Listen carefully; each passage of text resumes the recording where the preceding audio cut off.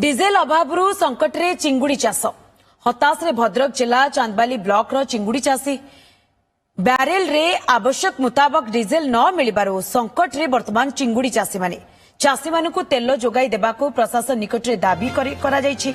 जदि एभली अवस्था लागी रहे तेबे आगामी दिन रे लक्ष लक्ष टंकार चिंगुड़ी घेरी क्षति हेबा नै आशंका भी देखा दैछि। ए नै चिंगुड़ी चाषी माने तहसीलदार को दाबी पत्र देबा सहित तुरंत डिजेल जोगाण करने को दाबी करिसेंति। जदि चिंगुड़ी चाषी को तेल न मिले तेबे आगामी दिन रे राजरास्ता को ओह्लाइबा को सेमाने चेतावनी भी दैछन्ति। सरकार जो बर्तमान डिजेल दबाटा बंद करिसेंति एठी चांदबाली ब्लॉक रे प्राय 25,000 ऊर्ध्व चाषी आमे अछु। ता संगे संगे 1 लाख परिवार एई चाषी संगे जड़ित अछंती। जदि तेल न मिले चिंगुड़ी गुड़ा मरी जांती से 25 परिवार संगे ता संगे जो 1 लाख परिवार आज जिमिति फीड चूर्ण खाद्य मेडिसिन ये भी परिवार संगे जड़ित अछंती। सेमानक समस्त परिवार मरीजे। तेणुकर मु सरकार को अवगत करुच्ची जेते शीघ्र चाषी भाई मान दुख बुझंतु एवं तेल दबा व्यवस्था करूँ। गत काली ठारू आमर प्रशासन डिजेल दबा बंद कर देइचंती जे कि तांकर कथा होउची जे बैरेल आनिकी डिजेल नेबे। तेणु चिंगुड़ी चाषी एटी हजार हजार चिंगुड़ी चाषी अछंती। हजार हजार एकर चिंगुड़ी चाष होईची। वर्तमान सब माछ 20 ग्राम 22 ग्राम 28 ग्राम 30 ग्राम माछ हेलेनी।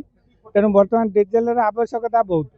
जदि गोटे गोटे चाषी को डेली 100 रु 200 लिटर 300 लिटर एमती डिजेल आवश्यक स्थले डिजेल पाइबे केमिति? जदि गोटे दिन डिजेल न पाइबे ताने 100 एकर चाष जो चिंगुड़ी मरीजे कोटी कोटी टंका लॉस हम। तेणु वर्तमान जो चिंगुड़ी चाष द्वारा आम अंचल बहुत आर्थिक अभिवृद्धि होती।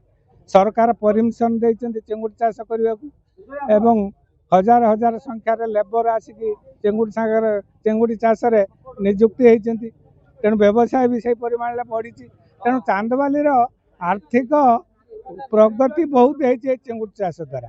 किंतु वर्तमान जदि चाषी मान को डिजेल न दि जाए जदि बैरेल डिजेल न दि जाए कौन आम मेसीन कांधे आनिकी पेट्रोल पंप रु डिजेल नबू। तेणु आम दाबी करुचु जे तुरंत यार समाधान करी आज संध्या सुधा जदि डिजेल न दि जाए ताहले हजार हजार चाषी आसंता काली आसी गणधारणा देवे और रास्ता रोक करेंगे।